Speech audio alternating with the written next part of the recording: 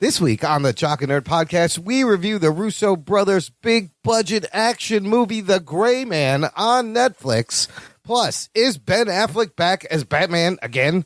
One Avengers movie gets a director, Disney releases a new trailer for Andor, and Sylvester Stallone is a retired superhero, and a new Amazon movie. All that and more on this edition of the Jock and Nerd Weekly for Monday, August 1st, 2022. This is Simon Rex, a.k.a. Dirt Nasty, baby. You know, I like to listen to the Jock and Nerd podcast when I'm driving to work.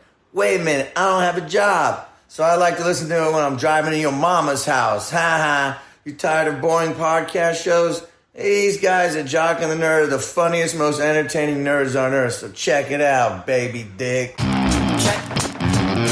Check one. All right. This is for all you fans out there. Let's give it up. Jockin', we nerdin'. We funny, disturbing. We jockin', we nerdin'. We spoiler alert. Oh yeah. Oh, that's right. Hello, what's up, listener? Thanks for tuning in, and welcome to the Jock and Nerd podcast, where we give you comic book and superhero TV and movie news, reviews, and whatever we choose. Jock and Nerd. My name is Imran. My name's Anthony. He's the Jock. And he's the nerd. And joining us, our very own The Pink Man, code Sierra 69, code name. He's more beige, I guess. It's Rug Boy. What's up, Rugs? Are you the beige man? Yeah, I'm the beige man. I'm the partially gray in my balls, man. Gray Man. That was my nickname in high school. That's this movie about me. Oh boy. The prematurely gray man. There's a lot of things to celebrate actually today. Did you know? Happy birthday! It is Spider-Man's 60th birthday. Is his birthday today? August 1st. Is this Amazing Fantasy? Yes, birthday? it is the day Amazing Fantasy 15 came out in August 1962. Also, today, happy birthday, MTV first debuted August 1st, 1981. Oh, wow. Yeah, right? A lot of it's crazy. dead. Does anyone watch MTV? It's in the death throes. No, I can't remember the last time I watched MTV. My sister right now is, though, obsessed with that show Catfish, and she's watching all the seasons. I don't know why. It's a ridiculous show. It's about people who lie on the internet about who they are. Yes, but at some point, like, why you keep falling for this? I don't understand. There's fucking 6 seasons of this show. Anyways, yeah, all but we do have to pay our respects to. We lost a pop culture icon. I don't know if you heard. Rest in peace. Say goodbye to Bill Russell. No, well, that's a good Jock one. There was a Jock and Nerd loss. Okay, yeah, so you just Bill Russell, and then Michelle Nichols, who played Uhuru. Oh shit! I didn't know that. I think she was 89. Both of them were in their late 80s, I believe. Yeah, Bill Russell, I think, was 88. I'm sad to hear Michelle Nichols is no longer. Mad respects to them. But I was talking about the Choco Taco. I will be missed. Klondike is not making the Choco Taco anymore.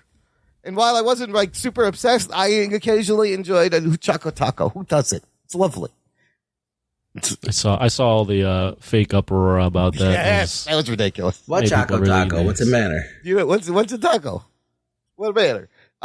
Bring it back. No, don't bring it back. Whatever. Oh, it's racist to be Choco Taco? No, Choco. I don't think it's just. I just don't know if it was selling, or I don't know why they. I didn't really look into why they got rid of it. Yeah. Klondike was like, I want it to be racist.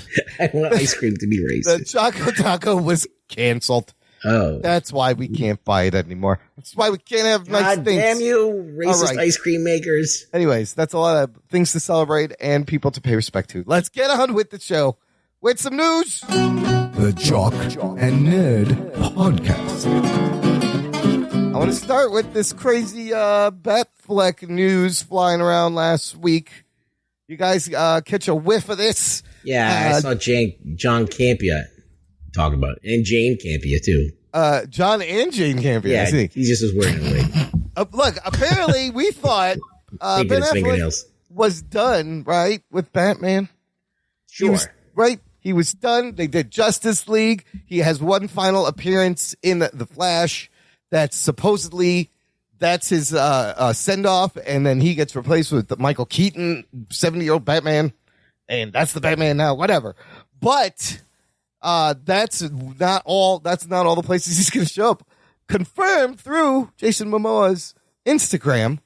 Aquaman, the sequel, Ben Affleck will return to play Batman in the Aquaman sequel that is coming out March 17th, 2023. I believe they're doing reshoots right now. Wait a minute. You're talking about they're using Batfleck now? Like they're reshooting Batfleck scenes now? Well, this is what I heard because initially I believe The Flash and Aquaman, I think The Flash was supposed to come out first and then Aquaman 2 was supposed to come out, right? So they would have established that the Batfleck is out, Michael Keaton Batman is in, and Michael Keaton Batman, I think they shot stuff for Aquaman. Apparently they're reshooting all the Michael Keaton Batman stuff with Ben Affleck Batman because it's coming out before now. Is this confusing anyone at all? Yeah, a little bit. Well, I assume that the Flash movie will, what you just said, is going to say goodbye to Batfleck and hello to Michael Keaton. So they're going to save that for later or never, depending if this movie ever comes out. I don't think all of this hoopla going around about the Flash and Ezra Miller and... I think they're still set on releasing The Flash June 2023, just a few months after this Aquaman comes out. Okay. Yeah, this is all very confusing in terms of... I thought Ben was done, but now he's doing 2 movies, potentially 3. I think he's rumored to be in Batgirl, or is that Keaton? I don't even know. Keaton is in Batgirl. See, I'm losing track. Yeah, and then which is afterwards. Yeah, it is, because Anthony, break down his journey as Batman. It's a crazy journey. Oh, yeah. Well, I mean, he gets cast in Batman v Superman, and, there's huge uproar about that because he's Ben Affleck, and, people have their opinions, and he's doing that, and I think he gets cast with the intent that he's going to be able to direct his own Batman movie. Yep. Does Batman versus Superman, does Justice League, and after that he's supposed to do his own Batman movie, and they take him out, and it's Matt Reeves, and he's supposed to still be in it, but then he's just not even in it, and it's just a completely different Batman with, what's his face? Pattinson becomes Batman. Yeah, and then all signs are pointing to him being done with Batman after Zack Snyder's Justice League, and now he's in The Flash, and then that movie's all fucked up, and now he's, I guess, he gets cast in Batgirl, or no, not Batgirl, excuse me, and now he's in Aquaman. I'm just like, this is one of those things where you're just going, man, DC really doesn't have their shit Does together. Warner Brothers know what they're doing? Here, I gotta give them the clip. I actually think that they do have their shit together. They're trying to damage control, and they had to reach for Ben Affleck. They figured out, first of all, a way to get rid of Ben Affleck and move on to a new Batman. And when they made the new Batman, they didn't do it in continuity to what had happened before into their established universe, which is okay, whatever, weird. But then they were going to transition to Michael Keaton. So they had a plan. It's not like this is like not, but the plan went sideways when Ezra Miller started like throwing shit at people, choking people. So I think that true. They tried. I think they tried to have a plan, but then Ezra Miller ruined that plan. Yeah, Ezra Miller and potentially. I don't know if this is indicative of poor planning by DC. This is just very, very frantic damage control, not well thought through by DC. Because it wouldn't match, the continuity would be all fucked up. So to their credit, they're trying to fix this and have it make sense. I'm just like, what was that conversation? I want to know, like, does Ben Affleck even want to be Batman anymore? Like, how? I guess you're gonna throw him a paycheck. He's like, yeah, I'll put the fucking suit back on one last time. But now they have to fix Ezra Miller's consequences. It's just crazy. So we're going to see a lot more Batfleck, I guess, is what it comes down to. Yay or nay, I guess. Is that a good thing? We'll see. I mean, I don't dislike his performance. If he's into it, sure, show me something else. But yeah, it's ironic that like his whole movie gets taken away. Somebody else gets cast. And they're like, wait, Ben, we need your help. We got to redo this because now it doesn't make sense. Because that's from Miller. So anyways, listener, let us know what you think. Can you follow all this? Are you excited for the return of Batfleck? Join our Facebook group. It's called Jock and Nerd Nation. There's a link in the show notes. It's an exclusive closed group. It's on Facebook. It is a Facebook group on Facebook as opposed to the other Facebook groups. Yes, don't have to go to Reddit and look for it. It's on Facebook. Although, Jock and Nerd Reddit, I don't do the Reddit, but I understand there's a large community there. Start one. Yeah, go ahead. No, I'm not starting one. Somebody else can start one. Jesus, and manage it. We do enough. Okay, moving on. This just came out today. Disney released a trailer for Andor, the next TV show from Star Wars that will debut on Disney Plus. And not only did they release the trailer, they quietly pushed the date back. It is now a 3-episode premiere coming out September 21st. It was supposed to come out in August, so pushed back a little bit. This trailer, at first, the last trailer they put out wasn't so hot on it. This is, of course, the show starring Diego Luna as Cassian Andor from Rogue One. It is a prequel to a prequel. It is a prequel TV show to a prequel movie to the first Star Wars movie with Diego Luna and a bunch of other people. So the first trailer, I was like, okay, this looks all right. I had forgotten who the creative was behind it, and I thought about the writers, and then this trailer comes out, and I'm a little more excited. This I thought looked good. Anthony, you are not our Star Wars guy.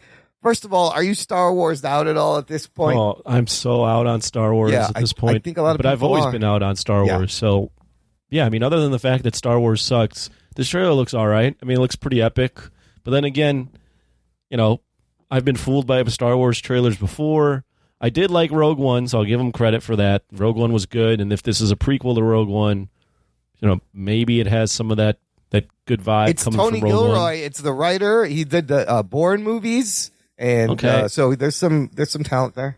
The only thing I'll say though is, other than Star Wars sucks, is they're just so obsessed with prequels and living in the past, and there's just no new. I mean, technically these are new stories because we haven't seen them, but they're not progressing the future at all. It's all prequel stuff, and they just love knocking on that nostalgia door and doing prequel stuff. So a prequel of a prequel, but holy fuck, Forrest Whitaker! Oh shit! I saw Guerrera. That got me excited. It looks like Rogue One.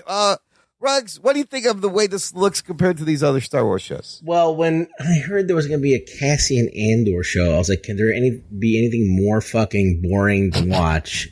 The dude is not an interesting character by any stretch of the imagination. Does not have the charisma of most of the OG Star Wars guys.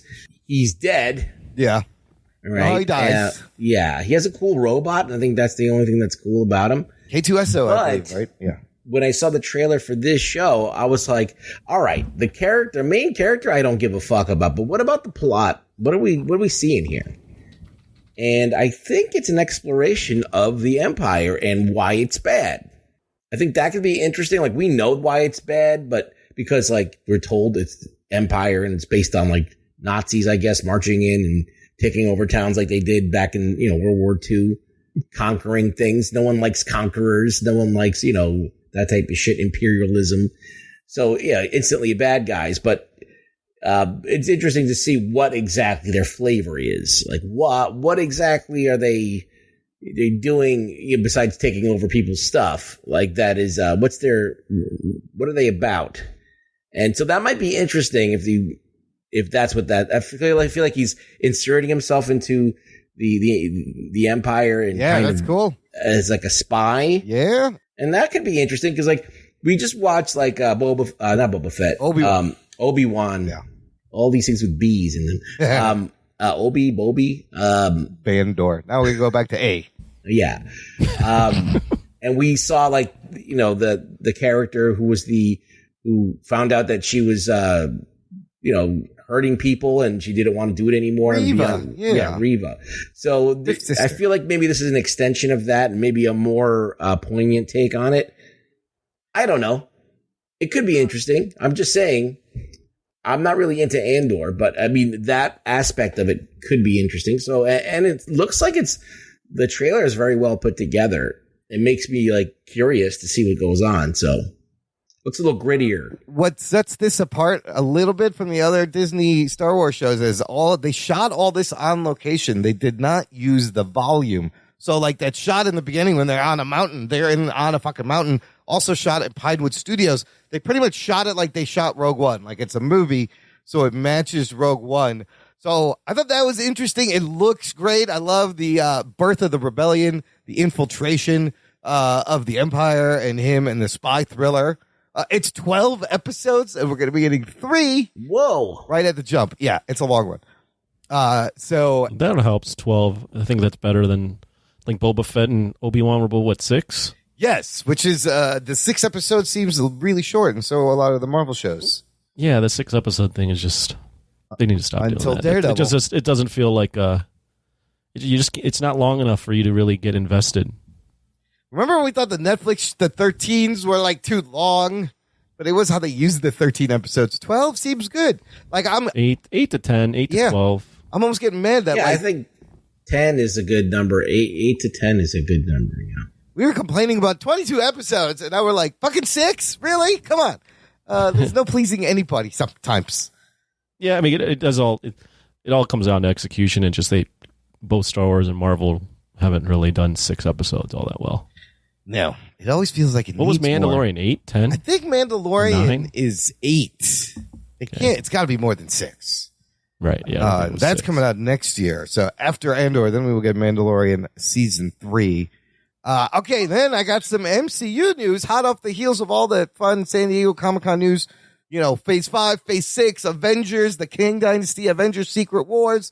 Well, they have picked a director for Avengers, the Kang Dynasty. The first one, it is Destin Daniel Cretton, director of SHANG-CHI, who's also in charge of a Wonder Man show for Disney Plus. Comments, reactions to this. And he's not doing the other one. Which we don't know what we don't know who's doing the other one, which I thought was interesting that they didn't announce he's doing both. Yeah, he seems to be in the Marvel style. He seems to kind of gel well with them. So yeah, it seems okay. He fits. I was definitely shocked. Oh yeah, I didn't see it coming. Yeah, but I think he did. I think Shang-Chi was a good movie. I think it was a little bogged down by things that I don't know necessarily were in his control. Mm-hmm. 2 things being, 1, a big CGI fight at the end. Yep. 2, just bogged down with a lot of jokes that didn't need to be there. But I thought Shang-Chi was like very well shot at some points in the fight choreography. So he definitely captured a lot of things that were unique to Marvel at that time. I think, I think like what Rugg said, I think he works well with the team, and they want someone that they can work well with, and he can bring a little bit of a different action flair. I think this also says a lot for Shang-Chi as a character. Like if you look at the Russos, they were doing Captain America, and he had a big role in those movies. I think Shang-Chi. I think they're potentially setting up Shang-Chi as like the leader of the Avengers. Whoa, okay, I can see that. So I was shocked. I was a little surprised, but the more I thought about it, I don't have a problem with the pick. I am curious. Like it seems like he has to do Secret Wars because these movies are coming out so close that you'd almost feel like you have to film these back to back. But then I've seen stuff on the internet where people are like, a Kang Dynasty and Secret Wars might have like 2 completely different plots with like different sets of characters. So maybe they do another director for that. I don't know. They could shoot them both at the same time to get them out within 6 months. By the way, we talked about what other movie the closest this has been done was Matrix. Revolutions and Reloaded, I believe, came out 6 months apart. Wow. I mean, it seems like Destin Daniel Cretton has to direct Secret War. Like, I don't. Does he? I mean, if you think about, so let's think about the storyline. If you got this cosmic Kang Dynasty storyline. Yeah, but you're using you're going to have to film these so close together. And like, yes, there's going to be some of the same characters you got to imagine are going to be in both of the movies. But what if that takes place on Earth and in space, and then at the end of that one, bam, you are on Battle World, like in Secret Wars, so you could film all the Battle World stuff at the same time. I don't know. But you're going to have a different voice doing that? Right. That didn't work for the latest Star Wars trilogy, did it? No, I mean, it's not even that. It's just the fact that, I mean, these movies are coming out 6 months apart. But they almost seem like there's 2 standalone Avengers movies. Kind of. So you could have 2 complete different creatives. That's weird. It's just the logistics of that are very. It's years away, so like they have plenty of time to like pick a director. You got to shoot it at the same time. Yeah, we'll see who they pick for Secret War. Who would you want? You would want him also, or is there somebody that you think would be fun to see? It seems like they're just going back and picking from people who have already directed. If we talk about who's just done movies for Marvel and Marvel has a good relationship with that they kind of feel good about, there's not really that many people we can spit out. No. Like the Spider-Man guy, he's not doing anything right now. He was the first guy I thought of that I think works what like Marvel really likes. They clearly wanted him to do Fantastic Four. Yeah.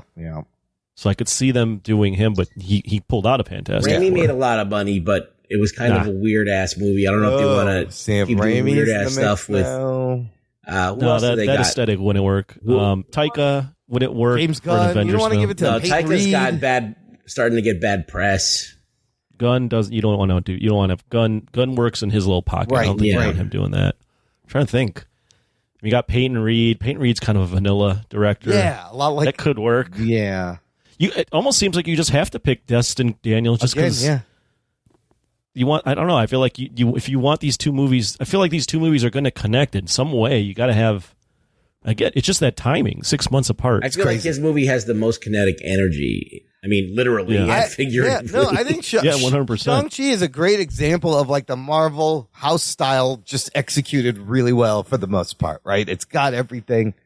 And I think he's a solid pick. But he directed the fight scenes. He directed those really well. Oh yeah. The one on the bus is great, and the fights with his father are great at the end. He drew some good performances out of the characters. Yeah. I mean, he's not a bad pick. I just didn't see it coming. Yeah, that's crazy. I thought they would. I didn't see it coming. I didn't see them need to pick a director this soon. If you don't have the Russos, like you really have, slim pickings. Yeah, I'm trying to think who else. Jon Favreau's not coming back. That was one of my buddies called that. He's Favreau. Like, I bet they pick Favreau to come back. No, Favreau's busy with Star Wars right now. He's having a good time over there. Joss Whedon's on the no list. Oh boy, could he make a comeback? No, I don't even want him to do Secret Wars. I don't know. Whoever directed Captain Marvel that no one cares. No, they don't even get the second one. Them. Yeah, they're not even doing the second one. Give it to like the Bilal and those guys who are doing Batgirl and did the Miss Marvel. Yeah, people? The Miss Marvel guys. Give it to them. Why not? Look, I think that's a big jump from a TV show to Avengers. Give it to the Moon Knight people. I don't know. Was that Bilal? Which one was Bilal? They did the Miss Marvel. Was the maybe the guys who did Falcon Winter Soldier? I don't like that. They had a couple of good action sequences in it, though. They did. They're actually the writer for that is doing New World Order for Captain America. Well, they'll get somebody. We'll find out. You gotta find a new person. Crazy pick though. Chad Stileski, get him. Dude, get a John Wick guy. Get a fucking John Wick does an Avengers movie. Get freaking Robert Mulkey or whatever from Highlander. Get John Mulcahy. Mulkey, yes, get him. John Milius still alive. John Milius? I don't know if he's still alive, but he would make that would be the best movie you ever saw. There would be no dialogue whatsoever. Well, that was because of Arnold. He couldn't speak English. Speaking of 80s action movies, if this is your first show, I do want to recommend you go back to our last episode. We did an amazing 80s action movie tournament showdown bracket style. We came out with one winner, greatest action movie ever. It was a really fun show. I gotta confess, guys, when I was listening back and editing that show, there were picks that you would say the pick, and I had just done the show. I'm editing the show, and my first reaction was, "Oh Jesus, I hope we picked the right movie." And I was so nervous editing that. But you know what? We did. I think for the most part we did. I fucked with it a couple of times because I could. We picked the right movie did win. Well, listen, when you have this way of doing it, when two people vote, and then now it's all completely in your hands. You wield a lot of power at that point. Know you could really fuck things up. Yeah, and we tried, but. I got a couple of news stories now, keeping in that theme with our boy Sylvester Stallone, who was well represented in a couple of movies in the tournament. He is not out of it. He didn't go very far though in the tournament. He just had matchups that were really crazy. He was in like three movies, 4 movies. We had like he didn't have a layup. He did not have a layup though. Movies. Well, maybe his layup comes now because Amazon is making a movie, a superhero movie. They made the movie. It's made. It's called Samaritan. They put out their first trailer for it, and it is about old-ass Sly playing a retired superhero called the Samaritan. And, of course, there's a young boy who's going to coax him out of retirement to save the neighborhood because it's gone to shit. Did you guys see this? How does this look? Ruggs? Looks bad, but I'm going to watch it. Okay. That was the reaction I was looking for. Anthony, action movie, Stallone. What do you make of this? It's funny. You put this someone put it in a chat, but I had already seen the trailer because I was browsing through Amazon, and I saw it, or browsing through YouTube. I saw it, I said, this is serendipitous. What kind of timing is this? Right? I just did an 80s show, and now Sylvester Stallone has a movie coming out. And I watched it, and yeah, I mean, it looks like complete garbage. But if Rugg says it's worth watching, then I'll watch it. I'm not. That doesn't mean anything.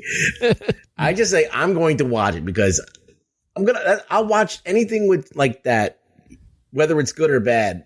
I'll watch it. At least give it a watch. So I will agree that it also does not look great, but I'm fucking watching Stallone be a retired superhero. Are you fucking kidding me? How can you pass that up? It's a free movie for all intents and purposes. It's like, do I want to watch The Crown? Like, it's a fucking award-winning show, but boring as fuck about history. Or do I watch Stallone pretend to be a superhero who doesn't give a fuck anymore? Like, that's what I'm watching, Is this just Stallone doing his best Hancock impersonation? Oh my God. We've seen this movie before. It is kind of like Hancock.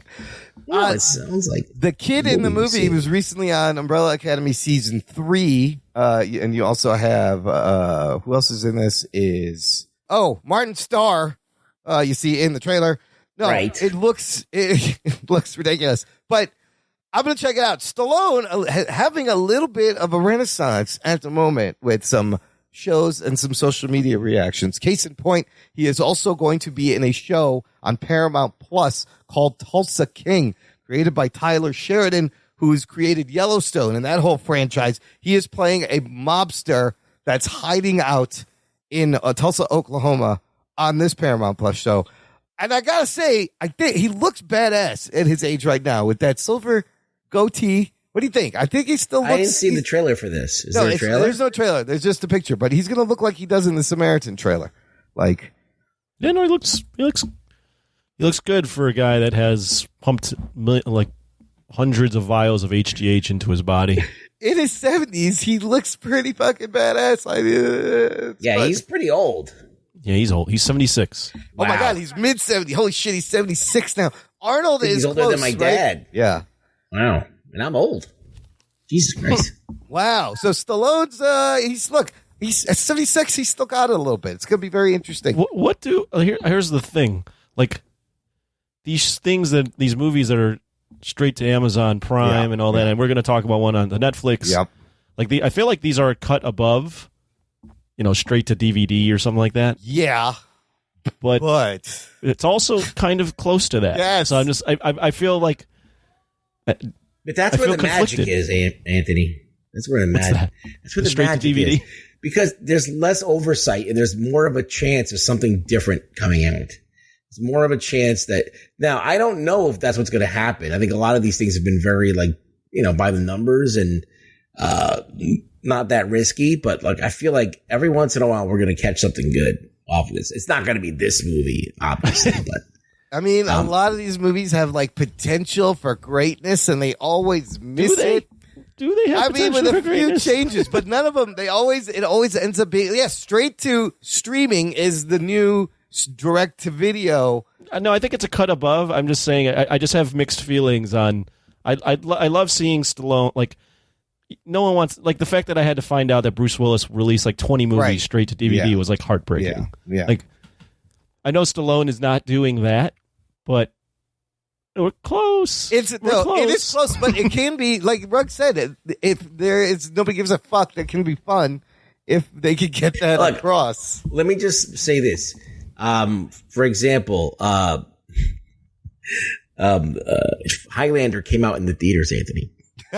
People paid money to go sit down and watch that. Yes, that was back then. Zardoz came out in the theater. Okay, some direct-to-video stuff is way better than that. Yeah, man, occasionally you get a Palm Springs, right? Or an Irishman, but... Yeah, that's why, again, it's a cut above. It's just, there's levels to this. And absolutely levels. This seems like a movie that would have gone to DVD or video. Yeah, that should be a fucking showdown. Direct-to-video. Direct-to-video bracket. And the movie we're going to talk about also is a cut above that, but still doesn't reach where... We'll get to it. It's kind of interesting.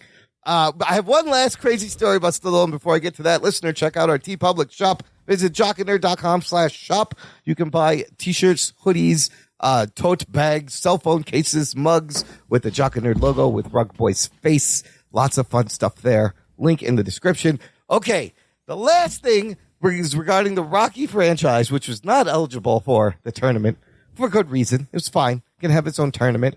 They're making Creed 3. Sports movie. It's a sports movie. We were talking about action movies. Creed 3 in production. Michael B. Jordan starring and directing. Apparently, Jonathan Majors is like his opponent, the protagonist. Should be exciting. They've pushed that back a little bit. Stallone not involved with Creed 3. He has bowed out of that.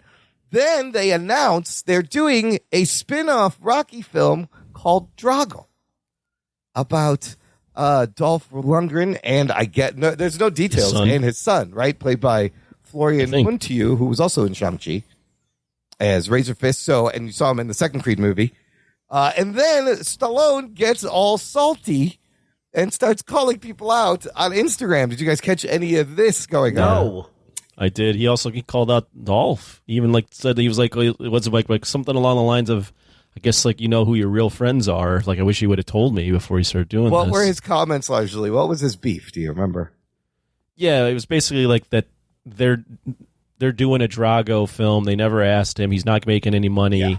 He never wanted to see the series spin off like this, and it's his baby, and they never told him that this was happening. And again, he's not. I don't think he's even involved, so he's not getting anything out of it. And then Dolph posted back. He's like, everybody relax. It's very early. I was told that we were talking to him. We're going to loop him in. Everybody calm down. Well, what we need to really see is we need to put those two men back in the ring and have them just fucking duke it out in their old-ass bodies. Yes, in real life. Just film it, make it a movie. Well, and we already know who's going to win. It's Dolph, because we know from Rocky 4 on set, he punched... Stallone was such a madman that he had him punch him in the chest, and I think he had he had to take days or weeks off of set. I think his chest caved in. How old is Dolph? He's only 64, so Dolph could absolutely... Dolph's actually a legit martial artist. Right now, Dolph Lundgren could legit kick Stallone's ass, right? Wouldn't you think? But I don't know how much kind of shape. He is a half taller than him. Yeah, he is. What about Dolph and Arnold right now? Who wins that battle? Current age. Oh, Arnold has got heart problems and shit. Oh yeah. Yeah. Dolph is the last remaining one with any bulk. Dolph directed a shitload of direct-to-video movies. Oh, he's done a lot.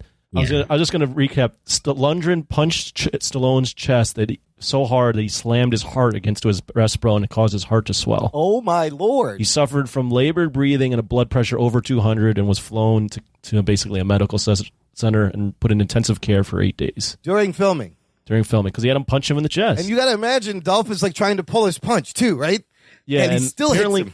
Apparently that movie, too, Carl Weathers and Lundgren didn't really like each other because Lundgren was tossing him around. Shit, Dolph's a big guy. So Lundgren, I guess, was pretty aggressive on set with those guys. A lot of testosterone, a lot of roids going on there. A lot of steroids going on back then. And you had out of control with those roids. You had 3 alpha males on set filming stuff with their shirts off, punching each other. Yeah. Yes, Stallone has not had 80s, baby. Stallone has not had a good relationship with the producer of Rocky, Irwin Winkler, who's in his 90s. And yeah, he wants. Okay, here's what I'll say about this. Yeah. All jokes aside, Rocky, fucking hell, Stallone should be getting all the royalties from all this stuff if they're going to do this. Absolutely. He created and wrote the first one, right? Yeah. It should be a no-brainer. Yeah. It shouldn't even be possible to do anything without unless he was just an idiot. I don't know all the full details. And sold the rights off or whatever. Maybe he pulled a Lucas and sold the rights off, and then he's just crying about sour grapes. But I feel like that could be it, dude. It's like when we talk about the comic creators that never get anything. Yeah, it's the same thing, and now he's all salty. Who knows? But I think it seems like on the surface he should be involved. I don't have a problem with a Drago movie for what it's worth, but I think Stallone should be involved or get a penny, get something. Yeah, his name should be on there. Executive producer, something. Run it by him. He wrote and directed. He wrote Rocky. Oscar. And what an Oscar. I'm saying he wrote Rocky 4 as well and directed he wrote 4 too. So he came up with the character. But he won a fucking Oscar for the first movie. Show the man some respect. You know what? It would be nice to see him in the 3rd Creed movie, but that's fine. Just put his name in there. He should have won. I'll throw this. I'll put my Oscar hat on. Should have won Best Supporting Actor for Creed. Creed, yeah. He was awesome in Creed. Was he nominated? I don't remember. But he should have won. He's really good. And it's why I'm kind of interested in this Tulsa King TV show where he's a mobster. Like, I kind of want to see that. Some drama acting. Out of all the 80s guys, there's some that could act, but he would legitimately, when he wanted to be a good actor, he could act. Yeah, when he got emotional, when he breaks down, you fucking bought it, man. You he was very involved creatively, too. He's a creative dude. Yeah. Then he made 2 comedies in the early 90s and almost sank his career. Stop or My Mom Will Shoot. He wanted to branch out, and no one wanted that. Well, he looked at what Schwarzenegger was doing with Twins and Kindergarten Cop. He was like, oh, well, I could do that, too, man. Blah, blah, blah. Could not replicate that. I heard a story that they were in such big competition back then, Schwarzenegger and Stallone, that Schwarzenegger saw the script for Stop or I'll Shoot My Mom or whatever the fuck it's called. Yeah. And was like, put out in the press that he planned on doing that movie. And then Stallone saw that. He was like, no, I'll fucking do that movie. And then Stallone did the movie. Oh, no. And Schwarzenegger was like, I knew that was a fucking terrible script. I just wanted him to take it. Oh, shit. He fucking made him call his bluff there. Yeah. Jesus. Oh, wow. Wow. I think I heard that on like the Rewatchables, like Bill Simmons podcast. It's true because Arnold had some great comedies and Stallone could never... And they hated each other back then. Yeah. Wow. That should be a movie. Somebody make that a biopic. It's coming. Oh, my God. Rivalry? Yes. That'd be amazing. All right. That's a good place. Let's take a break, play some promos here. We're going to come back and we're going to review a top tier, mid tier, lower tier Netflix action movie. We'll find out right after this. After these messages, we'll be right back.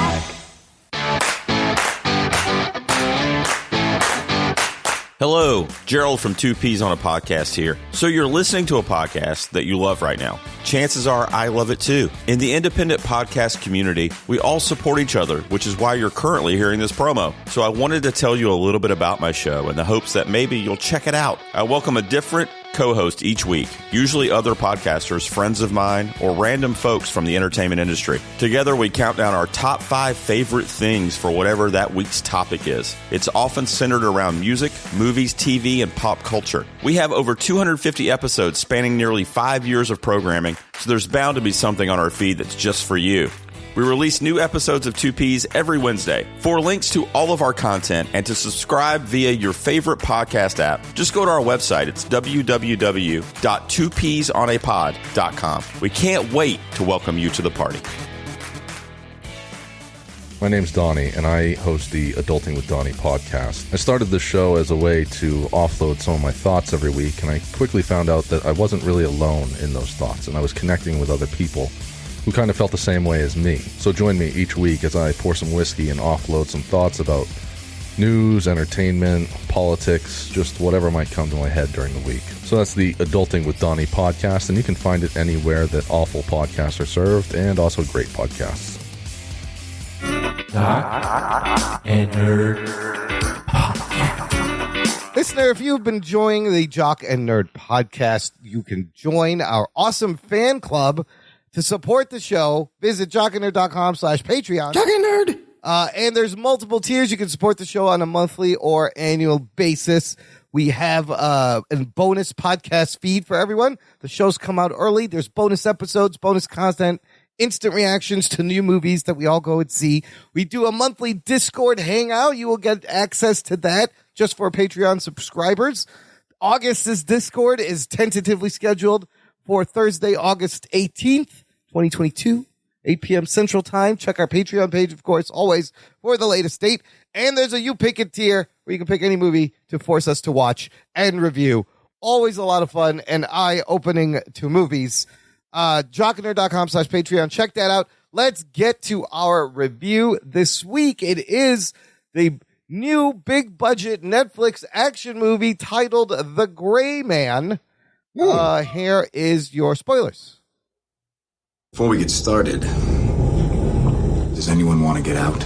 Prepare to be spoiled! Apropos clip. All right, it's perfect. I got the little Captain America. There's a reason this is The Gray Man, gray with an A. I think that's important because you can also spell with an E. One is a name, one is a color. Does anybody remember which is which? I guess this is not really important. But no, I don't remember. No, I don't know. Anyway, the A one is a color, and E is the name. I always forget. No, I don't know. Anyways, gray with either the name. No, actually, yeah, either works. Gray with the EY is British English. AY is American English. They both mean the same thing. Blimey. Yeah, it's those people's fault. I get it. This Gray Man is actually based on a series of novels that came out in 2009 of the same name by Mark Greaney. On Rotten Tomatoes, the tomato meter currently 45%. Ooh. 5.5 out of 10 on the critic side. Audience side, 91%. Ooh. Yeah, big gap there. Who's more wrong? Yeah, we'll find out. We're going to have to figure that out. This is one of Netflix's most expensive movies. This and The Red Notice, both budget of $200 million. Do we watch The Red Notice? We did, and we reviewed The Red Notice. The Rock. The one with The Rock? Okay. Cool. And Ryan Reynolds and Gal Gadot. Yes. Got it. Also, $200 million.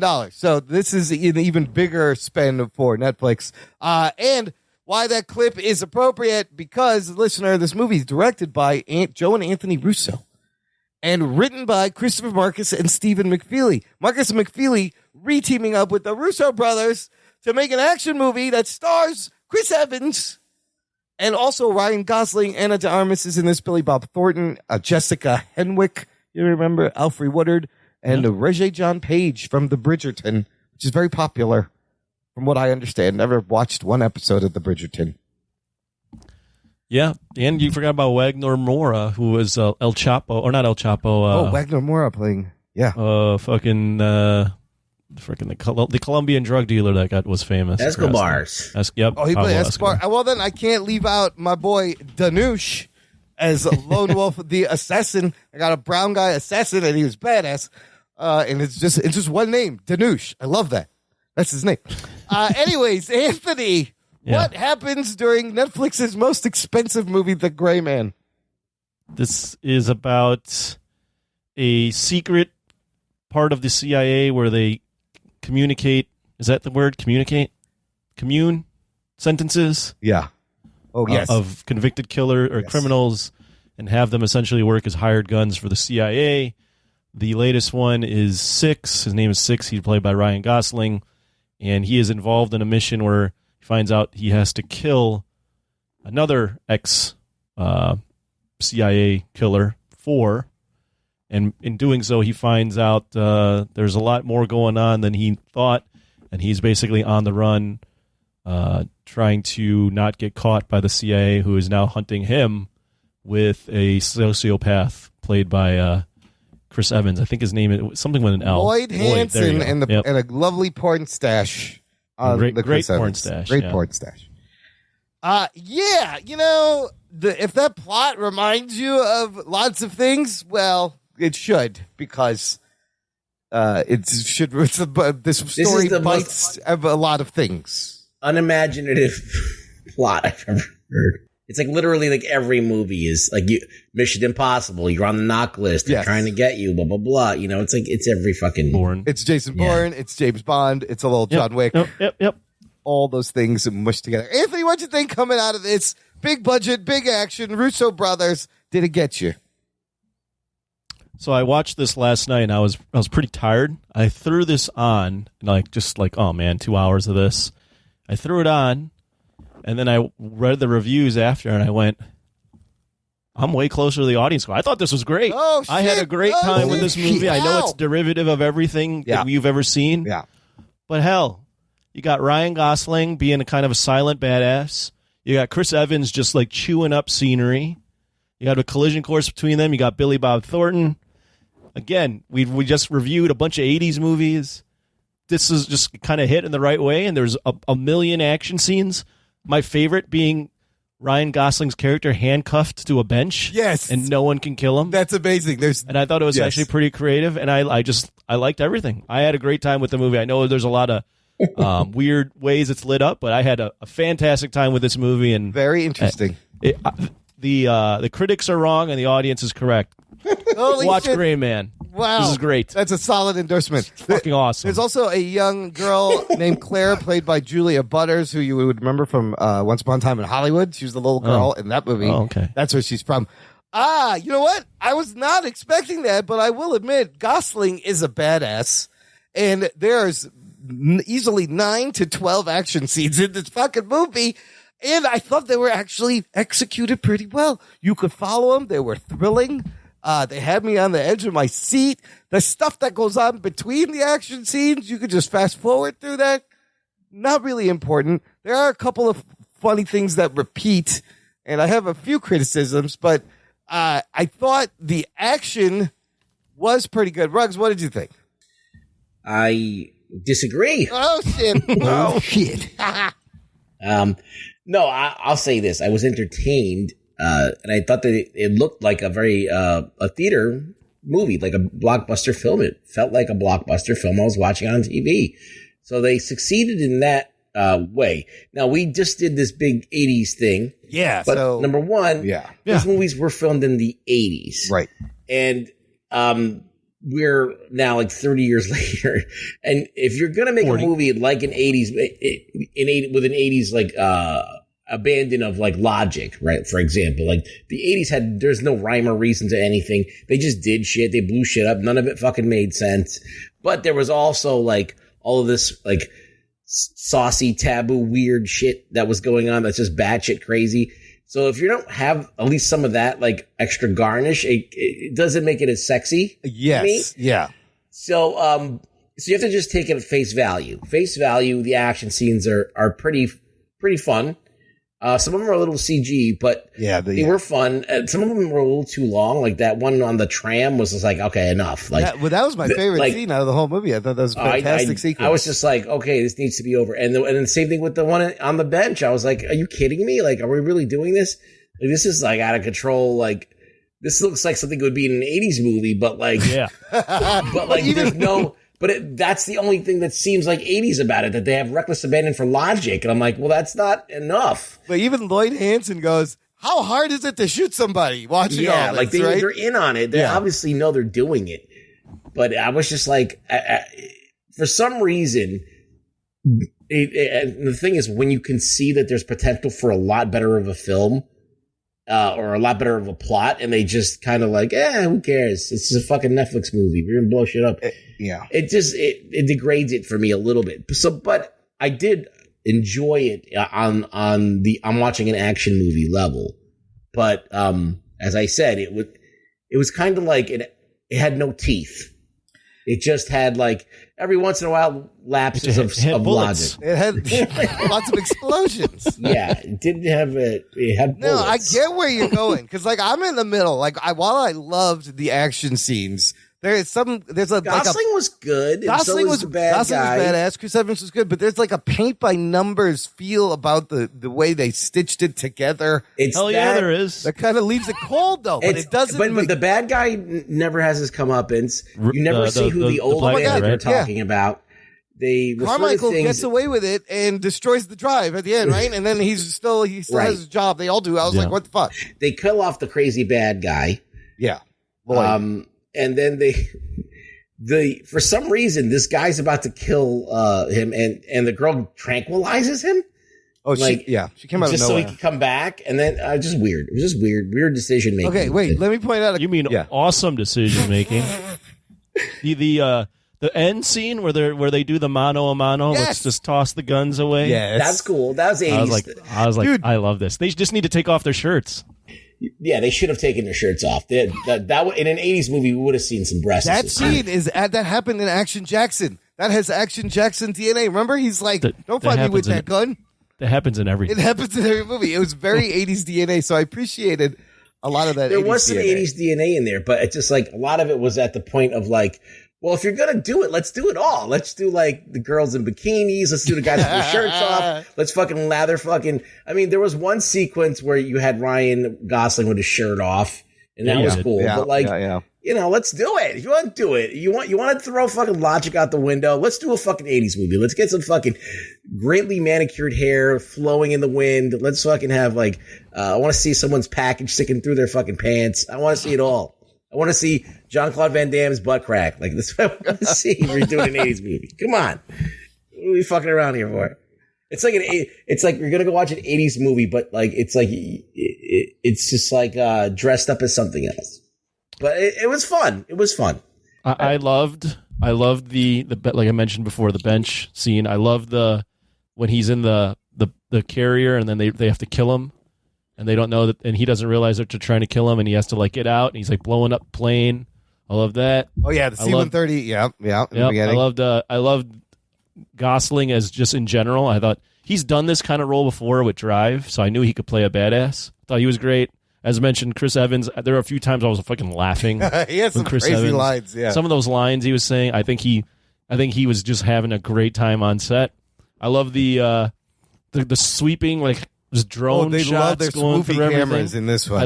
I love the big title cards. They love their big city titles in white. I love that it's a globe-trotting movie. Yeah, lots of locations. I loved everything. The only thing I didn't like is that the main guy doesn't get his comeuppance, but I realized that they're making a sequel, so fuck it, yeah. They're trying to build a whole fucking They need, you know what they need to do is they need to bring in fucking Hemsworth from Extraction and have a fucking showdown between him and Gosling. They need to make this a whole thing. I mean, I think so. That's how I was measuring it. I think this movie holds up almost to Extraction level. I still think I like Extraction a little bit better. I don't know why, but this thing definitely got close. Extraction's a little bit more straightforward, right? Yeah. They don't really ask a lot. Where this one, you're trying to get invested in the plot, and the plot is there's a derivative lot of everything story. you've ever seen. Yeah, but I feel like I'll put this below Extraction. Yeah. I feel like Extraction works better. It just has it's just this very, as I said, it's very simple and yes, derivative as well, but it just it doesn't have as many lapses in logic as this movie obviously does. And they know it, you know. Do you realize 2 people blow themselves up in this movie protecting Hell Six? Yeah. Did that need to happen twice? No. Was it one time enough? Fucking Alfred Woodard does it. Well, and then this is the thing. Bob Thornton does it. All right. We all know that Marcus and McFeely and the Russos have immense talent. Yeah. Right? Yes. You know, they can write better than this. They chose to do this. So it's like, I'm like, it is disappointing to me in some way. I expected more from them. What I think is happening, if I'm being, I am being honest, but I'm also being a little facetious. But what I think is happening is they're getting paid a shit ton by these streamers. This time Netflix, they got a lot of money, and I don't know if they view this platform as like the most high art, even though they did criticize theaters. I think they're just kind of making fun movies and getting paid. Yeah, I don't know if they actually. I don't think they're actually. I don't know if they're necessarily trying to make like earth-shattering movies right now. I mean, but why would they want to have something that's not bulletproof? Well, this was awesome. What are you talking about? I don't know. I immediately, when I watched it, I was like, this is entertaining, but how much better this movie could have been. So also, look, they're clearly trying to create a spy franchise, like their own James Bond, Mission Impossible. Yep. Do you think this is a good start? And do you think it's a good strategy to start a franchise on a streaming service as opposed to like a big theatrical movie? Well, Netflix is going to pay them, so yeah. I don't know if it's a whatever idea. I think I saw a quote that they said, and basically Ryan Gosling and Chris Evans are really happy because the fans, the percentage they got of the 91% of fans was really high. Yeah. And they're listening to the fans, and they think the fans actually like this. Right. It's clearly a movie that plays to that. And I wish it was the 80s movie that it wanted to be. It almost, right? I feel like it was playing it either trying to be too much of like a now movie and trying too much to be an 80s movie, but being neither. What did you think of Chris Evans, Ruggs? Thought it was fine. Yeah. But I felt like that it sucked that he was just sitting there like being the man. He didn't go after him. Calling the shots. Like, he's sending people after him instead of going after him himself. And then they were saving him for the end. That's what they were doing. Right. Like, it was almost like Commando level where, like, the guy who was obsessed with him, you know, it was like, all right, I'm into this. But then they just put him and he was, like, leading the team and, like, you know, yelling. And it was okay. But, like, I feel like they could have, as I said, I feel like it was, like, just a little bit because neutered. They saddle it with what's his name, Six's backstory and his father issues. And how his father fucking tortured him while he went to jail. You know, I do love the fact that he's been trained not to like flinch or feel any pain at all or react and just keep going. But all that father issues kind of, how do you play that into like into the 80s tone of 80s action movies? I guess you could still have that. I feel like that, yeah, 80s action movies, they have so much like reckless abandon for everything that you got to kind of throw it all in or touches of it, like to really get away with like just like throwing logic out the window and having fun, because we want to be having. It's kind of, I don't know. It's like I'm trying to. It's like having a party, but having no drugs there. That's a lame party. It's like, yeah, we're a party. We have fucking food. We got music. We got fucking dancing. Blah, blah, blah, but we got no drugs.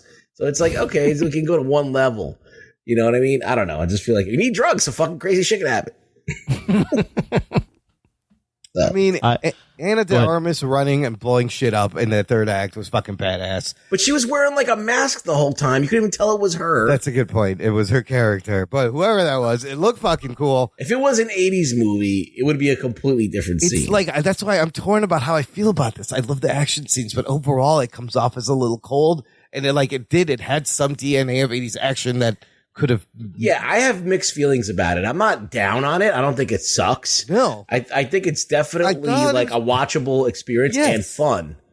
But I also am a little bit disappointed that this is what the Russos and their team, with all of this money, like they could have had a 10. I mean, for Anthony, it's a 10, but for me, it's not. But it's up there for sure. It's definitely they succeeded in this. This is where they really succeeded. Is they made me feel like I was in the theater when I was watching it, and that's good. It felt theatrical, and that's a great boon for them, because not every movie that you see on Netflix or on one of these services feels like, oh, this is like a night at the theater. So it did have that cinematic, like eventful quality to it. I completely agree with that. I think although it sounds like you guys are disappointed in the amount of money they spent for what we got. Yeah. You can definitely see in a lot of scenes the amount of money they did spend. Oh yeah. And the way it's shot, and I think just it looked to me at least that like we've compared these to other Netflix movies, where they just throw big names and throw them in an action movie, and it's kind of just But it seemed like to me like Ryan Gosling, Chris Evans were actually like kind of taking it seriously. And as far as the action scenes itself, I mean, there were some that were CGI, but there were some that were very, well done, well shot. And I mean, it felt very visceral. Like that's the when Ana de Armas is throwing rockets all over the place. That's great.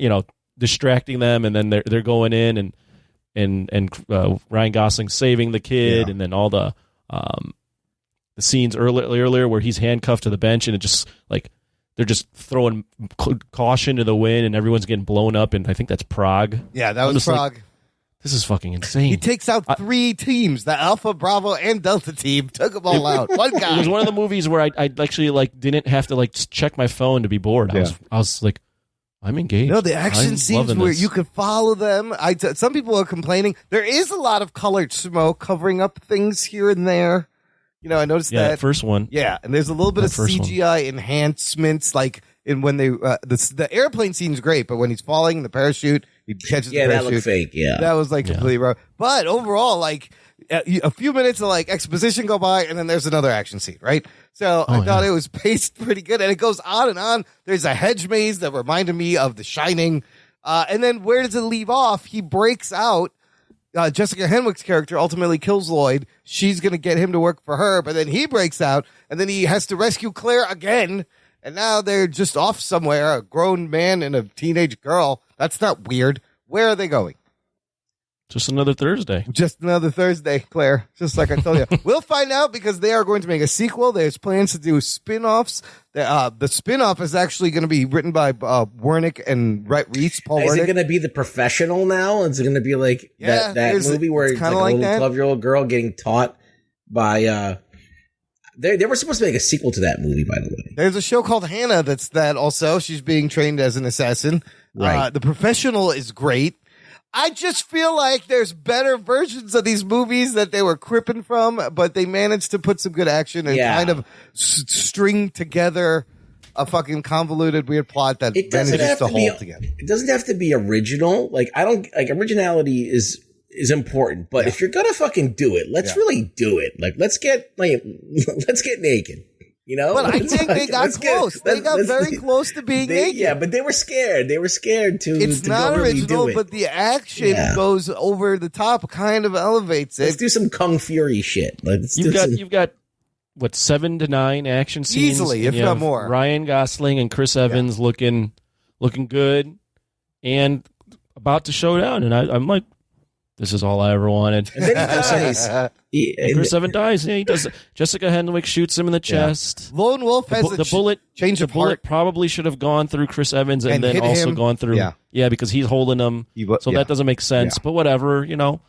I had a fucking blast. With this movie. And 6-1. He'd have about to choke him out, right? I love that Danush just is an expert, and then he realizes they're torturing kids, and he's like, they're of no honor, and he just gives back the fucking pendant. Quick change of heart. I'm like, this is great. Yeah, this is fucking great. Is fucking Lone Wolf was badass, dude. You don't fuck with Lone Wolf. Anna de Armas is just knows where Ryan Gosling is and can save him.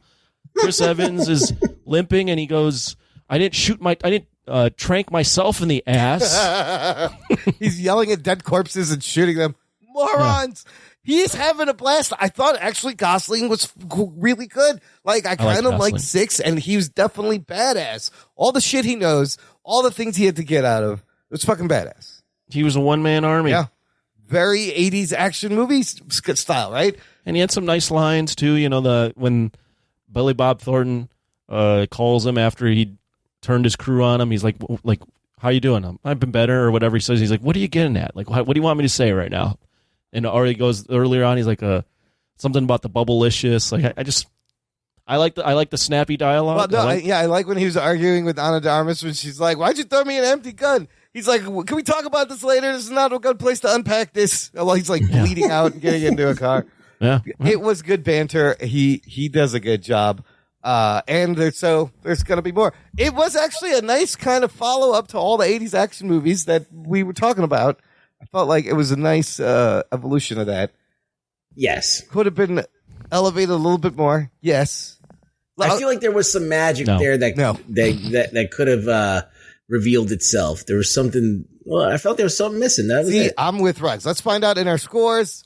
Anthony, let's rate it, rank it against other action movies, I guess, and on Netflix. On Netflix? Yeah. Oh. This is my favorite one. Oh, so this is above Extraction for you. Oh, yeah. Oh, shit. Yeah. Okay. You got Chris Hemsworth is just a Terminator in that, but there's no. I didn't laugh at all during that movie. Sure. I fucking laughed my balls off during this movie. Okay. This is a freaking 9 out of 10, dude. This is an awesome fucking movie. Wow. Everyone should go out and watch this. If you like action, this is it. It's completely derivative. It's not original at all, and it's fucking great. Watch it. All right, Bugs, what would you give it? I'm not gonna trash this movie. I mean, Extraction was, I feel like a little bit more of a streamlined film, but it does not feel as big as this movie. This movie feels humongous. Yeah. You feel the weight of that $200 million in this movie. Yeah. It does give you your bang for your buck. It gives you 9 fucking action sequences. So there's a lot to like here. I do feel like there's something missing, and I wish that they were really if they're gonna do an 80s movie, let's fucking do it. So I'm gonna give it a solid 7, though. Whoa. Okay. All right. Oh man, look, that's decent. And I definitely would not put this above Extraction, but it's close to Extraction. Here's the thing: right now, you got these 2 camps of action director guys, right? So you have the Russo brothers, and then you have the John Wick people. And the John Wick people made the Extraction. I feel like the John Wick people have a little bit better handle on an action movie with a little more substance than the Russos right now. So I'm going to give it a 7.5. It's definitely enjoyable. It is not original, but that some of the action is bonkers. You need to see it. And you can literally just fast forward through all the talking parts. I think a 7's a respectable. Yeah. A 7.5 is respectable. Yeah, I'm going to give it a 7.5. The Extraction was made by the stunt coordinator of Russo films. Who made Extraction? That's right. Not John Wick? No, it's not John Wick. It's the same people. So it's still in that family of Russo, of that brain tree. It is all the same company, isn't it? Sam Hargrave. Right. That guy's great, though. He's sitting on the hood of the car with the camera doing some crazy Extraction shit. was produced by the Russos. Okay, that's right. So it's the same right about family. that, too. I was completely wrong. Okay. I still think that the John Wick guys are better. No, they're better. I mean, but they've hit on something. But yeah, this is it's It's nice to have both of them making action movies. This is about as good as it's going to get. Yeah, you're probably right there on the Netflix. I mean, it's definitely better than fucking Red Notice that cost $200 million. Yeah, Red Notice is not even close to this. I mean, when it comes to like Netflix movies, I highly disliked that with the Power one with Jamie Foxx. I really disliked the Charlize Theron one. Oh, yeah. A lot of people like the old guard. I didn't like that at all. I thought it was okay. Yeah, it was all right. But this is way more. Yeah. This is way more of a theater movie, like a cinematic experience. And then Red Notice we've talked about it was that was not good. Like the budget on this movie is ridiculous. You know what I mean? Like this movie's on steroids, literally. So the question is, first of all, Netflix is hurting. We all know they've laid off hundreds of people. They lost 1 million subscribers last quarter. That's a drop in the bucket for them. Right. Now. Actually, that was good news to them because they told people, we think we're going to lose 2 million. They only lost 1 million. So they were happy. Now, how do you make this $200 million back? It's not a clear path as if you put it in theaters. I believe it came out in like 425 theaters, which is nothing. Yeah, there's I was reading about this because Netflix is in a little bit of trouble in terms of like they're at a kind of a inflection point because they're losing a lot of their streaming material to other stuff. They're losing subscribers. Yeah, but they're still spending. I think they're planning to spend the same amount of like $70 billion a year on content. I think it's something like it might have been 13. I don't know what I read somewhere 13, but maybe it's 70. But I did see that like one of the strategies they were thinking about, or someone was proposing, is that they just be, in addition to their streamer, they become a movie studio. Like they are a movie studio, but actually like full out release these movies in theaters. Theatrical only releases first. Yeah, why aren't they doing that? I don't know why they're not doing that. Why? That's a good question. The reason why, I don't know if they're not doing that or not, is the reason why they might not be doing that is because they disrupted the market so much with theaters. Don't have the greatest relationships with like your AMCs and your They have Regals. pissed off distributors for sure. Like they'd have to be their own distributor or some No, they'd distributor. have to amend those relationships. Okay. Or build their own theaters, I guess. But or do that. But they'd be only releasing their own stuff. Like they've obviously, pissed off a lot of people by disrupting the market. Yeah, and their movies don't get crazy. Because you're right, like they're releases. spending $200 million on this, but how does that? How do you make that money? How do you make the money back? Oh my God, people are sharing passwords. They're going to add ads. They're going to crack down on the passwords. How do you tighten shit up and not piss off your longtime customer that is used to? I think you could easily do that. You just give them an offer. It's money talks. Netflix is like, okay, we're going to give you a bigger share of more than anybody else does. Yeah. Of the ticket sales, and then they're going to be like, "Oh, can we suck your dick?" Yeah, because Disney bullies theaters though too to force them to play all their movies, and they'll like cut their rate down and shit. So I don't know. So they can do it. Money talks. At the end of the day, no matter how much your relationship is fucked up, if someone sees money going to happen, they're going to be like, "All right, not so bad. We can deal with you." But yeah, I could have seen the Gray Man play in the theater. Here's a fun fact, just from Wikipedia. Yeah, an adaptation of Groening's novel was originally announced in 2011, with James Gray set to direct, Brad Pitt, and later Charlize Theron in a gender-swapped role, though neither version came to fruition. So this has been in development for a while. Years, yeah. And then the Russo brothers came along at Netflix, and they probably just threw money at it. Well, they threw a shit ton of money at it. They threw money, $200 million, actually. Yeah. Yeah, so apparently there's a bunch of books, and so if they got more stories, they're going to spin this. They could bring this. Could be, they're never coming back to Marvel. They're working on this. What do you think, Ruggs, Ryan Gosling as an action star? Too pretty? I mean, believable? What do you think? He's been in the mix for a while. He's done a couple of things. Definitely. I think with this movie, if he wants to keep doing it, he can. I don't know if he really wants to, but yeah, he's got all the pieces. Yeah, he does. I mean, he's working on it, and it's working. He's definitely on his way. Well, the thing is now is like the guys that are doing action films are also doing 55 other things, but they're actually real actors. Yeah. So it's a different crowd. Why do you want to get into action movies in your 40s? I don't know. Yeah, it's a good point. He's just collecting a paycheck, right? Yeah. No, they got stunt doubles. And maybe it's fun, right? Like you get to travel the world and you get to learn a little bit of fight choreography and all the hard shit your stunt double does. And yeah, unless you're Tom Cruise. Or Steve Grillo. I mean, not Steve Grillo. Frank Grillo. Steve Grillo worked for Howard Stern. This is not like you're Arnold in 1981 training to be Conan type shit anymore. Nobody's really doing that now. No one's looking at bodybuilders and martial artists and going, "Hey, maybe you can act too." But we're going to put you in these like that. Era the other way. Yeah, now you can. That's been done. Yeah.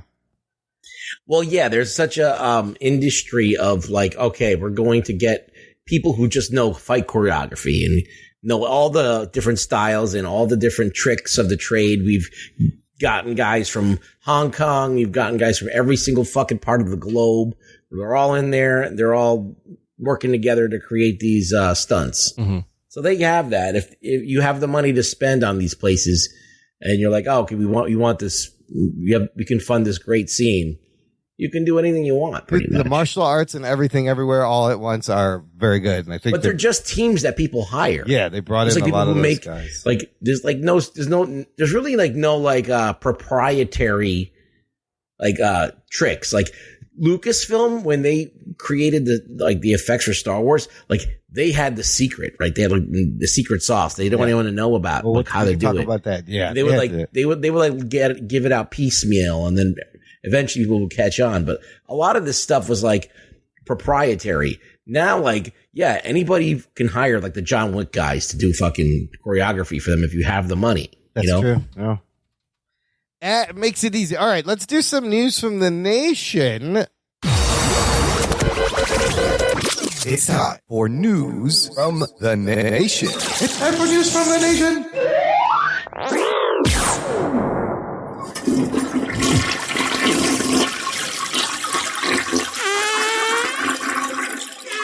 It stinks. It stinks. It stinks. I got lots of comments from our last episode. Speaking of 80s action movies, you guys dig that episode. The feedback has been fantastic. I have to share all of it. Brian Goff over on Instagram, who runs a Parks and Recs meme account at Parks Recs Memes, he wrote me and said, I loved how Anthony announced each mashup, the first response was usually, oh, fuck you, Tony. Amazing episode. Great job on everyone's part. Point Break better be represented in your 90s battle or heads will roll. I think it's fair to say Point Break will be in the 90s battle. Absolutely. Definitely needs to be in there. Michael Manning also on Instagram said, why even do it? The Predator wins every single time. Nick Shev commented what I said, Dave, for Bloodsport. That he was torn up about that matchup. Yeah, lost to Beverly Hills Cop in the first round. Oh, and that was a first round out for the Bloodsport. Well, it happens. It's Eddie Murphy. Rick Martinez, fucking love the show today. My guests for the final four were Predator, Terminator, Die Hard, and RoboCop. So we were close. To recap, it was the final four were Predator. Roadhouse was there, right? I was going to say Predator. What was this? Aliens, Predator, RoboCop, and Roadhouse. And Roadhouse was the final four. That's amazing. Die Hard didn't even make the final. I know. You could easily say, I think, honestly, that there were at least 7 or 8 movies where if they would have won, I don't know if we would have had a problem with it. Yeah. Yeah. It's very tough. Yeah. Once you get down to the top 9, 10 movies, it's tough. The Roadhouse run made Jesse Rodriguez very happy. He says, I think doing it in this bracket style makes it more fun. Yes. But we don't really get to really, because you're forced to make these decisions that you're like, it's kind of a weird way to do this. Yes, on the spot, just arbitrarily sometimes. Yeah, there's no criteria. You're put on the spot and you could fuck with it, or you could also have those dilemmas that seemed like a couple of you guys had a few times where, well, I think this one's better, but I just enjoy this other one much more. My favorite, yeah. But this one's my favorite. I like this one. Yeah, it was fun. Yeah, it's not an exact science, but it makes it way more fun doing a tournament. It's probably fun to listen to too. Oh yeah. Well, Jesse Rodriguez said, what a fucking great show. Happy to see Roadhouse make it as far as it did, but at the same time, Arnold will always deserve the top ranking. That's how I feel. Yeah. Jesse Rodriguez, I believe, is the one who picked Roadhouse for us to review. It was his Patreon movie. Arnold Schwarzenegger, at the end of the day, Arnold. Yeah. Held the belt over his head. It was going to be Arnold. Jess Rivera simply says Highlander was robbed. Fuck you guys. And So Jess also posted, he owns the sword. It's hanging on his wall. He posted a photo of the Highlander sword. He has it with McLeod on it. That was the biggest disgrace ever. Highlander was robbed.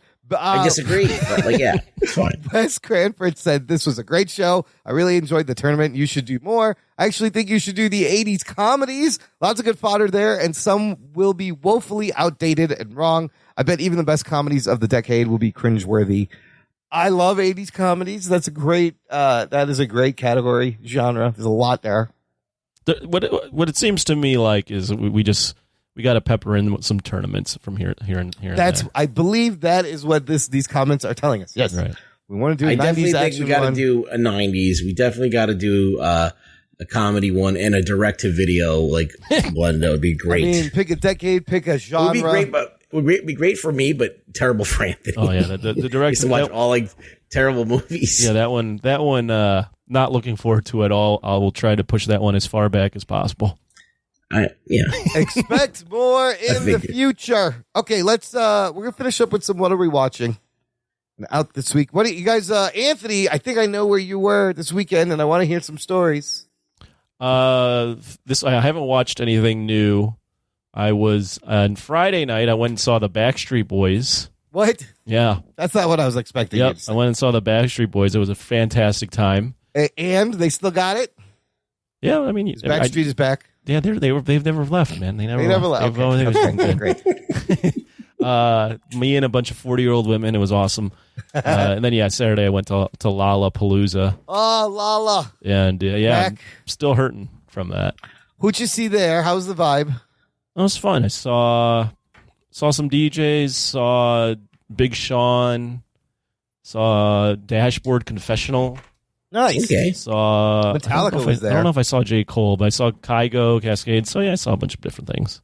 A bunch of different genres hung out. This was the first one back after a few years, right? No, they had it last year. Oh, they did have it last year. A lot of crazy things happening in Chicago. So Mayor Lightfoot announced they've come to a 10-year plus agreement for Lollapalooza to stay in Chicago, right? I think that was the story. Oh, really? Yeah.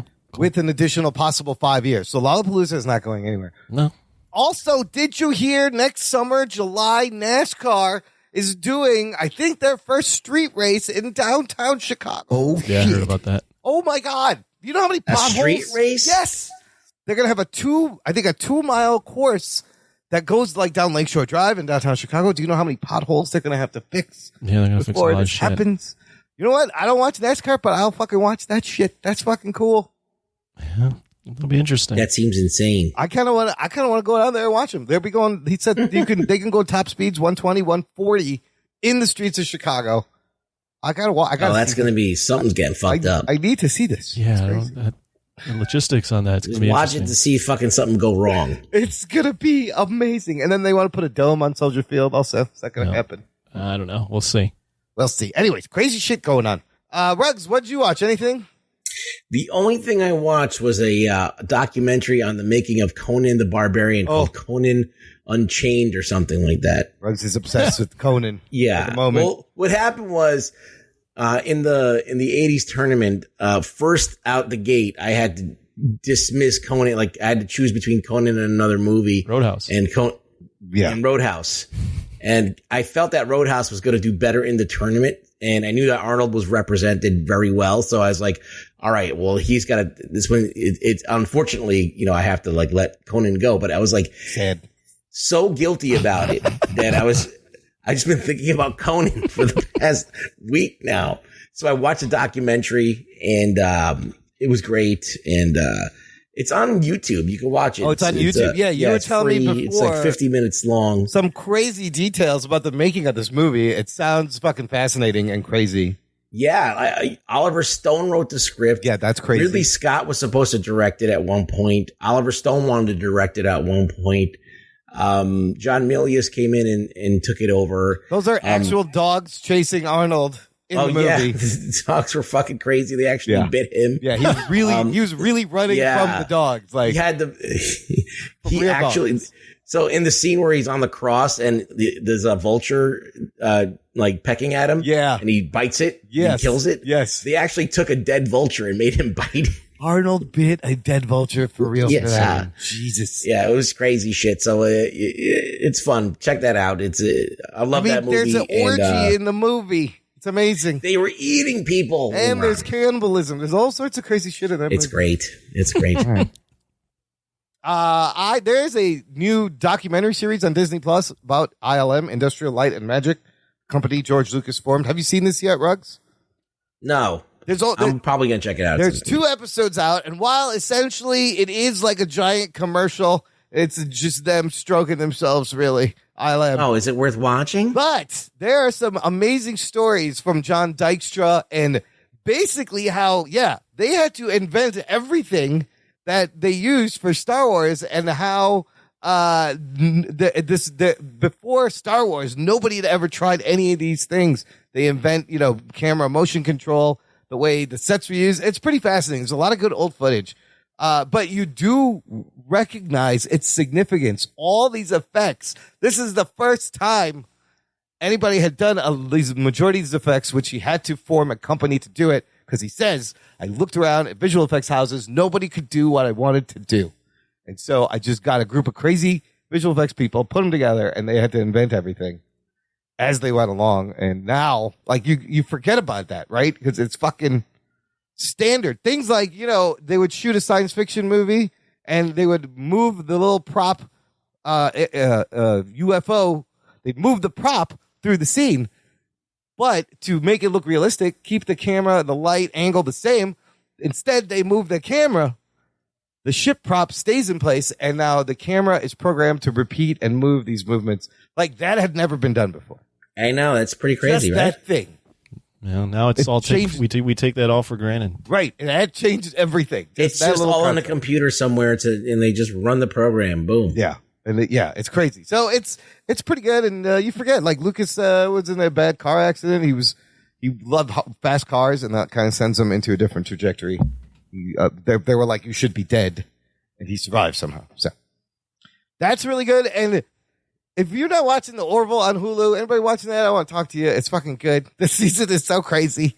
It's so different. It's a good show. It's at times. Some people say it's exactly the same, but it's not different. At times, it's doing Star Trek better than Star Trek. At times, it's not. So bad. you like this better than the new Star Trek series? No, I like both of them. The new Star Trek series also very good. Strange New Worlds, very good. I watched the first episode of that. What'd you think of that? It was fine. Yeah. I was like, I'll watch another one. It's a good season. Those characters are great. At times I was getting confused with the Orville because it's very similar. He's doing a straight up Star Trek show. It's like there's barely any jokes. It's very serious topics, and I'm like, it's very compelling. So I'm surprised at the Seth MacFarlane the Orville to say. Okay, here's the thing: if you have not caught up to watch things, there's so much shit coming out. Okay, tell us. Here we go. HBO Max, Harley Quinn Season 3 is out now. That's your favorite show in the world. It's that show is hilarious. I definitely have to watch that. Highly recommended. Very well written. There's also this documentary it's called Milestones, about the DC, first black-owned DC sub-brand, Milestones Comics. I'll check that out. Static Shock came out. I got to watch that. Also, out on Amazon now, Paper Girls, the adaptation of Brian K. Vaughan. Is it Brian K. Vaughan who wrote Paper Girls comic book? I'm going to watch that. Fantastic comic book. Could be the next Stranger Things. That season's out on Amazon. I don't know about that, but it's probably going to be good at least. This Friday, August 5th, on Hulu, Prey comes out. It's been getting really good reviews. Yeah, should that be our movie to watch and review this week? Sure. Possibly. We'll discuss later because I have another plan for next week, but we can push that back. I do want to watch and review Prey, because I've heard really good things. I've heard really good things about it. Supposedly the best Predator since Predator. Yes, that's what I'm hearing. If that's not enough, the Sandman Netflix show finally comes out August 5th. Geek boner. I have been waiting for this show. I cannot wait to watch this. I hope it's good. The clips I'm feeling floppy on that one. Oh, no. Floppy Jock. I've watched some clips. They've been pretty good. Hopefully the show has that feeling the comic book did. We will see. And if that's not enough, C2E2 is this weekend, Anthony. Yeah, I think we'll see each other. We have a couple of press passes. We will be there. So if you are in Chicagoland area, it's August 5th through 7th at McCormick Place in Chicago, and I think we're going to be there on the Saturday, right? What is that, the 6th? I think so, yeah. Yeah, I'm going to try to show up then. Come find us. Just follow my voice. You can't miss it. I'm the loud asshole spewing nonsense. This is true. Anyone that has any valuable displays on their table, just please move those displays to like a back shelf. Yes, so he can't knock it over and break it. Please move them behind a glass or plexiglass barrier. That happened for safety. Lock down your models. No, I'll be fine. I haven't broken shit in years. Tell you the truth, I've been good. It's been quite a few years, yeah. So yeah, all that stuff. Ruggs, what sticks out to you the most excited about all those things that's coming out? I do want to see Paper Girls. Right. I do want to see Prey. Yeah. And I do want to see the Milestones documentary. I feel like all three of those things are right up my alley. Sandman, I'm feeling a little floppy on, but I'll probably check it out. So. Feeling a little floppy. Feeling floppy. Floppy. I get it. Hopefully you can turn him around. Anthony Prey probably for you is the most exciting. Like I don't have a boner for it. I'm just like, right. I'll pull it a little bit, see what happens. I had very little boner for Prey, and then I heard it had good reviews. And, I'm just kind of on a roll with this 80s thing. Predator won a week ago. So I'm kind of feeling this vibe. It is an 80s franchise. I just gave Gray Man a 9 out of 10. Like, I'm feeling really good. Yeah, no, he's all in. Okay, so that's interesting. No, I'm hoping it's a good Predator movie, and it looks to be. So we'll find out in the next few weeks. I think we'll review. Okay, Ruggs, that's it. Where can the listener find you online? You can find me at Really Rug Boy on Twitter. I got that link in the show notes for you, listener, as well as links on how to support the show, how to follow us on our socials, share the show with your geek-tastic friends. That's the most important thing you can do. Thank you for listening to the Jock and Nerd Podcast. My name is Imran. My name's Anthony. He's the Jock. He's the nerd. We'll peep you next time.